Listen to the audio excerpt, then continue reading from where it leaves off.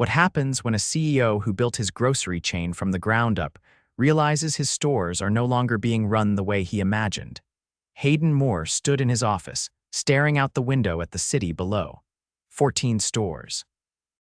10 years ago, he bought the first one from a retiring grocer in a small town. It was a mess, bad lighting, low stock, no system, but Hayden had turned it around. Slowly, he expanded. Same values, same mission. Keep prices fair, treat people right, stock fresh food, and never forget the workers on the floor. But lately, something felt off.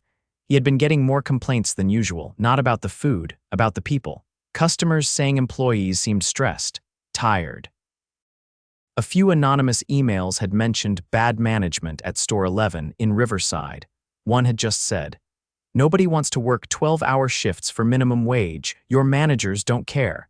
He brought it up at the last meeting. The district manager had shrugged it off. Just young kids exaggerating. That store runs fine, numbers are great. Hayden wasn't convinced. He hadn't met most of the store-level employees personally. They didn't know what he looked like. That was on purpose. He stayed out of the spotlight. Publicity wasn't his thing. He wasn't some suit on billboards. His name wasn't even on the stores, so he had an idea he'd go undercover. He spent the weekend cutting his hair shorter and dyeing it a dull brown, grew some stubble, swapped his usual boots for cheap sneakers. He wore an old hoodie and jeans. Got a fake name, Evan. Said he was just trying to get back on his feet, looking for part-time work. The online application went through fast. Store 11 was short-staffed. He was told to come in the next morning for training. When he walked into the backroom break area at 8 sharp, no one gave him a second glance. A woman in her early 20s with a messy ponytail and a clipboard looked up. "You the new guy?" "Yeah, Evan, I'm Morgan," she said, barely making eye contact. "I'll train you today. We're behind on stocking, so we'll be in frozen and dry goods." She turned and walked. "Grab gloves." The store was clean, bright. Customers came in steadily, but the backroom was chaos. Pallets of boxes, broken shrink wrap, stuff stacked too high. Hayden followed Morgan in silence as she showed him how to scan inventory, break down boxes, and face shelves. She didn't talk much. He could tell she was tired. Her hands were cracked, her knuckles red. She moved fast though, efficient. About an hour in, he asked, "Is it always like this?" "Pretty much," she said. "We were supposed to have 4 stockers. One quit last week, one called out." "Why didn't they call someone else in?" She gave him a look. "Because they know we'll get it done anyway." They worked for another hour without much talking. Then came the voice. "Morgan, you finish aisle 7 yet?" The tone was sharp. A tall man in a pressed polo walked toward them. He had perfect hair, a fake smile, and a clipboard of his own. "No, still working frozen," she said. "That should have been done an hour ago," he snapped. "You know we've got the audit tomorrow, and you," he turned to Hayden, "you're the new hire." "Yeah, just started. Then get moving. I don't tolerate dead weight around here." Hayden clenched his jaw but said nothing. The man walked off, shouting something about the dairy section. Morgan muttered, "That's Carter, store manager, you'll get used to him." They kept working. "Around noon," she said. "Usually we're supposed to take lunch by now, but if you want to eat, don't let Carter see you." "What? He'll say we can't take lunch until stock's done, even if it's 5 hours. That legal," she shrugged. "He'll say you can go if you want, but then expect you to stay late to finish your section. Most people just skip it." Hayden frowned. That can't be right. Morgan just kept working. By 4, his back ached. He hadn't lifted this much weight in years. His knees hurt. He felt slow. Old. Morgan had never stopped. She was still pushing carts down the aisle. Eventually, she said, "I'm supposed to leave at 5, but Carter will probably ask me to stay until close." "Do you get paid extra?" She laughed. "Not really. He won't approve overtime. If you clock out late, he writes you up for inefficiency." Hayden stared at her. "How often does that happen?" 3 times last week. He didn't say anything, just nodded. By the end of the day, his shirt was soaked in sweat. He sat in the break room, drinking warm tap water when Carter walked in. "You staying?" "I was told this was part-time." Carter crossed his arms. "Everyone stays their first week. Shows commitment. You want hours, right?" Hayden looked at him. "I already worked 8.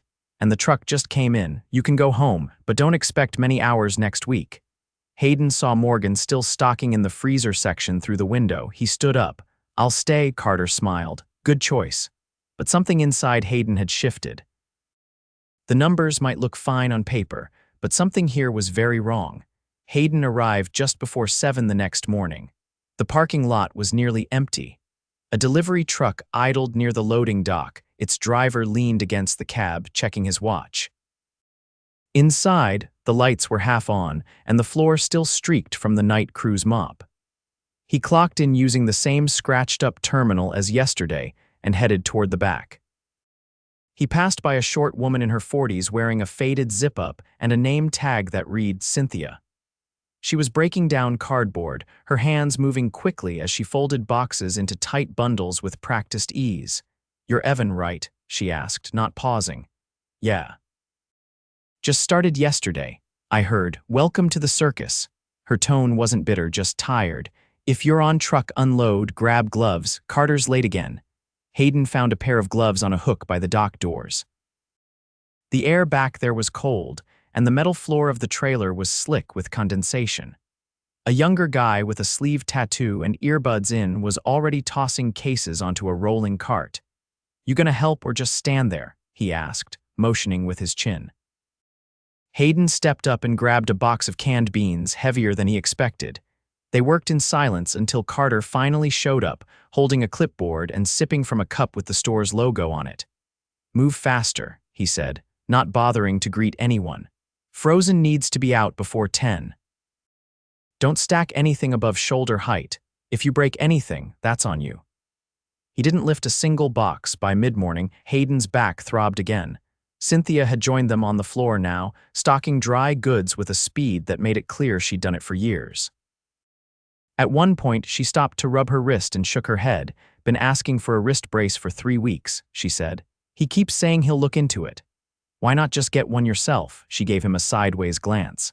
"I make $11.50 an hour. I either buy groceries or a brace." "Not both." Before he could respond, a loud crash echoed from the next aisle. A box of glass jars had fallen, shattered across the tile. Carter's voice came right after. "Damn it, Rachel, how many times do I have to tell you watch your stacking?" Hayden rounded the corner. A teen girl with short curls and a store vest stood frozen, her eyes wide. She looked barely 18. Her hands trembled as she tried to gather the shards with a dustpan. I didn't mean," she started. "Doesn't matter," Carter snapped. "This is your 3rd mistake this week. You break anything else, I'm writing you up again." Hayden stepped closer. "Shouldn't she be using gloves?" "She's fine," Carter said without turning. "Go back to your section." Rachel knelt down again, clearly holding back tears. Later in the break room, Hayden sat across from Cynthia during the 10-minute pause they were allowed. "Is he always like that?" he asked quietly. She didn't answer right away. Then she said, "He used to be worse. Couple years ago, he got warned after someone reported him for yelling at a cashier in front of customers. HR sent a letter, that was it. Why would they keep him? Store hits targets, that's all they care about. Targets like what? Labor cost, shrink, on-shelf availability. He cuts corners everywhere except those." Hayden nodded slowly. "Does Rachel usually have trouble?" She's new. Still in high school, nervous as hell. He's been riding her since day one. That afternoon, Hayden was assigned to work with a cashier named Lewis to help bag during the lunch rush. The front end was understaffed. Only 2 registers open, a line stretching halfway down the soda aisle. Lewis was maybe 20, with a calm demeanor and a steady rhythm. He didn't rush, but he didn't slow down either. "Don't double bag unless it's heavy," he told Hayden. "We ran out of bags twice last week." A woman in line with her toddler spoke up. "You guys always this short-staffed. Took me 20 minutes to get to the front." Lewis gave her an apologetic smile. "Sorry about that. We had 2 people call out." "Maybe pay 'em more," she muttered as she walked off. Hayden kept bagging. During a lull, Lewis leaned in slightly. "You seem all right. Just a heads up, don't let Carter catch you talking too much. He'll say you're distracting the process." "Good to know." They kept working. At one point, a man in a suit approached Lewis with a return. His tone was clipped, almost irritated. "This brand wasn't supposed to be on sale. I want the difference refunded." Lewis scanned the receipt. "Actually, sir, it rang up with a discount from the weekly circular. I didn't ask for a discount," the man snapped. "So I want full price adjusted." Hayden watched as Lewis stayed calm. I'm happy to return the item fully if you'd like, but I can't charge you more than what you paid. The man scoffed and walked off, muttering something under his breath. Later, while they were restocking bags, Hayden said, "You handled that well." Lewis shrugged. "You get used to it. Most people just want to get in and out. When they're angry, it's not really about us." Hayden noticed he rubbed his shoulder a lot. "You all right, old injury? I used to unload trucks, but Carter moved me up here, said I was too slow. Why not ask to switch back? Because I need hours. And up here, at least I get 30 a week." After his shift ended, Hayden lingered near the front to watch the evening crew come in. A woman in her 30s approached the service desk, her child in a school uniform beside her. "I need to talk to a manager," she said. Carter appeared from the office behind the counter. "My son applied last month," she said. "He got an interview, but then no one followed up. He said someone told him he wasn't the right image." "What does that mean?" Carter didn't blink. "We have standards for customer-facing roles." "Is that about how he looks? Because he has locks, it's not about hair. It's about professionalism." Hayden stepped forward. "Did he say anything inappropriate during the interview?" Carter looked at him, surprised. "Excuse me, you said it wasn't about hair. So what was it?" The mother looked between them. Carter's tone stiffened. "I don't know who you think you are, but I'm just asking a question," Hayden said. Carter turned back to the woman. "Have him reapply if he wants." "But we have the right to set standards." She left, furious. Hayden stood there, blood hot behind his ears. That night, he wrote down every name: Morgan, Cynthia, Rachel, Lewis. Every detail. He couldn't believe he'd missed this for so long. The store looked clean and efficient on the surface, but underneath, it was held together by fear, cuts, and intimidation. He wasn't done yet, but the picture was getting clearer with every shift, and Carter. That man's time was running out. Hayden arrived at store 11 on Tuesday afternoon, scheduled for a mid-shift. He wore the same faded hoodie, same scuffed sneakers. The weather had turned, and a steady drizzle tapped on the roof. Inside, the store buzzed with post-lunch traffic. He clocked in and was immediately directed to produce. Aisle 6 was half-stocked. Crates of fruit sat untouched near the prep table, some of it already starting to turn. A thin man in his early 30s worked alone, sorting through bruised apples with quiet focus. His name tag read Daniel. "You're Evan, right?" Daniel asked without looking up. "Yeah, they told me to help you." Daniel nodded towards a crate. "Start with the oranges. Toss any with soft spots. Carter's been writing me about shrink, but we're getting yesterday's inventory now." "Not much I can do." Hayden picked up a half-rotten orange and dropped it in the waste bin. "Why's it backed up?" Truck came late. "Again, happens a lot lately. They cut the delivery window to save fuel costs." "We get what we get." They worked efficiently, Daniel barely talking unless Hayden asked him something. He moved with the quiet urgency of someone used to being behind. "You always handle produce alone." "Supposed to have 2 people," Daniel replied. "But the other guy got moved to dairy this week." Carter said he was more presentable for customer-facing stuff. Hayden looked at him. "What does that mean?" Daniel finally met his eyes. "You can figure it out." His right arm had a faded tattoo visible under his sleeve. His hands were stained from years of handling fruit. He didn't smile once. Around 4, Hayden was reassigned to front-end cleanup. He grabbed a mop and started working near the entryway, where the floor was slick from rain. As he mopped, he overheard a conversation at the customer service counter. A woman in a gray coat was speaking with a cashier, Rachel, again. Her voice was calm but firm.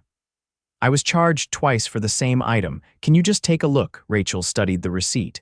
"Yeah, looks like it scanned double. I can refund the extra. Thanks." Just as Rachel keyed it in, Carter stepped out of the office. "What's going on?" Rachel hesitated. "Just processing a double scan. It rang twice." Carter walked over, took the receipt, barely glanced at it. "You need to be more careful. We lose margin every time this happens." Rachel looked stunned. "It was just a misscan, still your responsibility." Carter cut her off. "I'll be reviewing your drawer tonight. If it's short again, we'll have to discuss whether this is the right role for you." The customer frowned. "That feels a little harsh. She was helping me." "This is an internal matter," Carter replied, not even looking at her. "Thank you for shopping with us." Hayden finished mopping and stepped away before Carter could notice him watching. By 5, he was back in the break room. Morgan was there, sitting alone, eating a granola bar. Her eyes were red-rimmed. She looked up when he entered. "You all right?" he asked. She exhaled slowly. "I just got written up." "For what?" Carter said. "I was undermining authority because I told Rachel to take her full break. Apparently, that's creating a culture of insubordination." Hayden sat across from her. "Did you tell HR?" Her laugh was bitter. "Our HR rep is based out of corporate. She visits once a quarter, if that. They've got her covering 20 stores." "Does she respond when people do report things?" Morgan shrugged. "Only if it's a legal problem. Everything else gets monitored." The door opened and Carter entered. He glanced at them but said nothing. Pulled a soda from the fridge, scribbled something on a pad by the coffee maker and left. Morgan stood. 15 minutes are up. Back to it." Hayden followed her out, but something was building in his chest. His jaw ached from clenching it. The way Carter moved through the store, watching, judging, never helping, wasn't just toxic. It was cowardly. Later that night, with the rain still falling, Hayden found Lewis restocking cigarette cartons behind the service counter. He looked exhausted. "Long day?" Hayden asked. Lewis nodded. "I got pulled from register to do this. Then I'm on closing cleanup. Carter says it's cross-training. Does he ever do any of this himself? Only when corporate visits. Then he suddenly knows where everything is." Hayden leaned against the counter. "Ever think about quitting?" Lewis hesitated. "Sometimes, but my mom's on disability. I cover rent. I can't afford to be in between jobs." Hayden studied him. "If you could change one thing about this store, what would it be?" Lewis looked surprised by the question. Then he said, "Respect. Just that. Someone to say, hey, you're doing okay. Let's fix this together, not just punish you for everything." Hayden nodded once. "That's fair." He went home that night and didn't sleep. He replayed every comment, every glance, every clipboard in Carter's hand. He thought about Daniel's silence, Morgan's red eyes, Rachel's trembling hands. Lewis's shoulders slumped like they'd been carrying too much for too long. The next morning, he arrived early before open. He wore a collared shirt, clean jeans, and boots. No hoodie. No name tag. The assistant manager, a quiet woman named Farah, did a double take when he entered through the back. "Can I help you?" she asked. He smiled politely. "I'm Hayden Moore. I own this company." She froze. "You wait, really? Is Carter in?" She nodded slowly. "He's in the office." Hayden walked past her and pushed open the office door without knocking. Carter sat behind the desk, flipping through printouts. He looked up, startled. "Can I help you?" "You can stand up," Hayden said. Carter blinked. "Excuse me. I'm Hayden Moore, founder and CEO. I've been working here undercover for a week." The color drained from Carter's face. "I've seen how you run this store," Hayden continued. "I've seen the pressure you apply, the way you speak to people, the corners you cut, and the way you've created a culture of fear. That ends today." Carter stood up slowly. Look, if there's been a misunderstanding, there hasn't." Hayden stepped forward. "You've intimidated staff, denied breaks, manipulated scheduling, and retaliated against anyone who speaks up. I've heard enough. You're done here." Carter opened his mouth but said nothing. "You can gather your things. Farah will coordinate your departure. You'll be formally terminated within the hour." Hayden walked out before Carter could respond. Farah stood frozen in the hallway. "He's done," Hayden said. "You're in charge until we assign a new manager. I want a meeting with the team in 1 hour. No exceptions." He found a quiet corner of the store and waited until the staff gathered in the break room. Morgan, Cynthia, Daniel, Rachel, Lewis, and others trickled in. They looked confused, unsure. Hayden stood in front of them. "I know you don't recognize me," he began, "but I've been here. I've stocked frozen, I've bagged groceries, I've scrubbed floors, and I've seen what you've been dealing with." No one spoke. "I started this company because I believed in doing things the right way. Somewhere along the line, I lost touch. That's on me." He paused. "Carter is gone, effective immediately. His behavior does not reflect our values, and I'm not here to give a speech and disappear. We're making changes."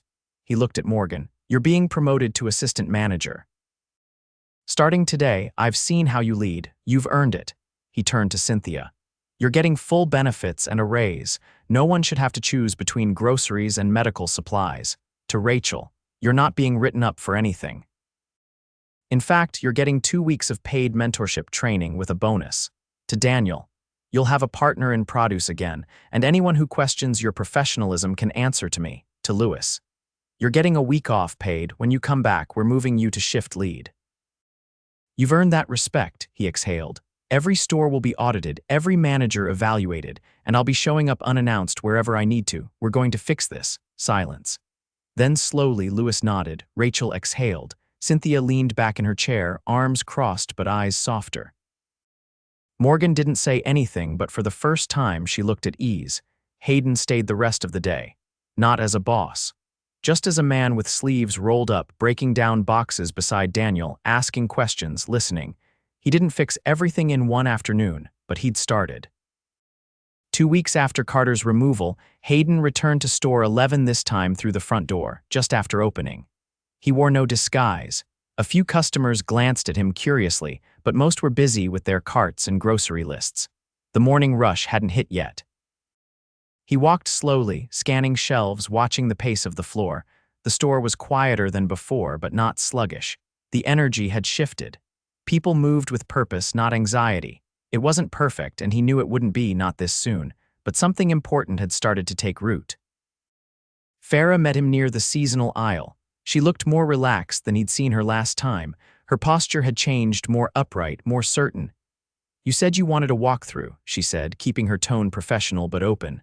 "I did. Let's start in dry goods." They moved aisle by aisle. Stocking was still behind in a few sections. A few crates sat unopened near end caps, but nothing like the backlog he'd seen during his undercover shifts. There was visible effort. And more importantly, honest pacing, no one rushing to exhaustion, no one standing idle either. "Still short 2 positions in this department," Farah said, pointing to a list she pulled from her tablet. "The hiring freeze lifted last week, so we've got interviews scheduled." "Use the discretion we talked about," Hayden replied. "Don't rush to fill slots with anyone who can lift a box. We need the right people." They passed Louis at Register 2. He stood beside a younger cashier, coaching her through a return process. His voice was low, calm, no tension in his shoulders.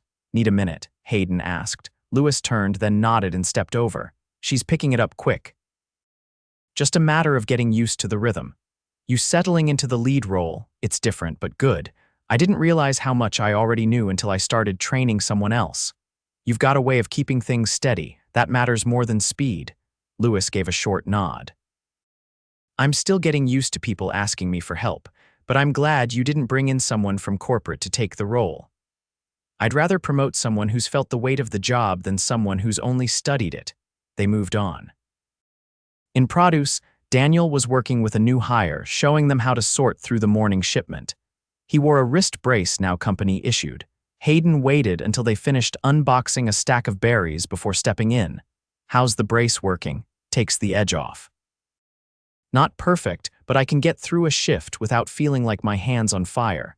Farah mentioned you volunteered to mentor the new guy. I figured if someone had done that for me when I started, things might have gone different. You think things are heading the right direction?" Daniel looked around the department. "There's still pressure. We're still short hands, but I don't go home feeling like I got hit by a truck anymore. That's a start." Hayden nodded once and let him return to work. He found Morgan near the back room, clipboard in hand, talking with 2 overnight crew members. She finished the conversation and turned toward him as soon as she saw him. "You've been busy," he said. "Inventory tags were off and frozen. I've got it sorted now, but we're going to need a better barcode scanner by next month. This one's lagging. I'll approve the equipment upgrade. Farah can send me the specs." Morgan leaned against the doorframe. "We're still tight on hours. I've been rotating the weekend shifts so no one gets stuck with back-to-back closes anymore. It's not perfect, but at least people have a day to breathe now. You've adjusted fast. I've been here long enough to know what wasn't working. I'm just doing the opposite." "That's not as easy as it sounds." Morgan hesitated, then looked at him directly. "I didn't think you'd come back. A lot of people at the top say they'll fix things and then disappear. I didn't build this company to disappear from it." She nodded slowly. "People are noticing." He could see it too. The checkout lines weren't chaotic. The radios weren't filled with clipped orders. And no one's voice rose above what was necessary. Hayden walked to the break room next. It was cleaner.